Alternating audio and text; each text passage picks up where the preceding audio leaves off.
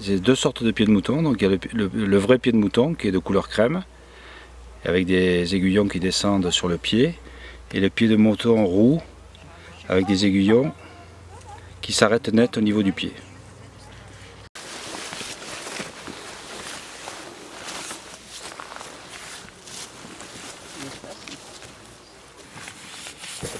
Allez, chacun son tour. Donc là on vient de ramasser donc un champignon qui s'appelle la mer des cèpes ou le meunier. Et la particularité c'est qu'il sent la farine à plein nez. Hein. Il sent bien la farine, c'est un très bon comestible. Et en principe quand il est là il y a les cèpes. Mais bon, souvent les cèpes sont avant ou après. On va tourner comme ça.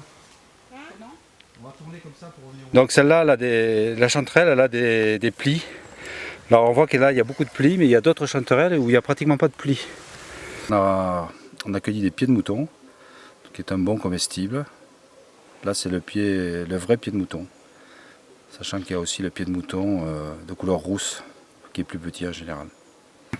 Alors au bilan de quelques heures de récolte ce matin, donc d'abord on s'est arrêté dans une station où il y avait des mélèzes pour trouver un bolet spécifique des mélèzes. Voilà le bolet des mélèzes. Suillus grevillei. Malheureusement nous n'avons pas trouvé par la suite d'autres bolets, si sauf le bolet B par contre. Voilà le bolet B. On a surtout trouvé donc ce matin des amanites. Alors dans les amanites que nous avons trouvé une seule de comestible. Voilà, une seule de comestible. Voilà, qui est l'amanite dite vineuse. Qui est un bon comestible à condition de bien le cuire. Qui a pour particularité d'avoir des couleurs vineuses, surtout au pied quand on le casse. Ensuite, donc, dans les autres amanites que nous avons récoltées ce matin, il y avait surtout de l'amanite de Tumouche muscaria, l'amanite muscaria, donc qui peut prendre des colorations qui vont du rouge à l'orangé, suivant qu'elles sont voilà, de rouge avec des points blancs. Mais ensuite, dès qu'il pleut, elles deviennent orangées, elles perdent les points blancs. À ne pas confondre donc avec l'orange, qui est un excellent comestible. Comme autre amanite, on a trouvé l'amanite jonquille, qui est plus petite, qui n'est pas comestible non plus.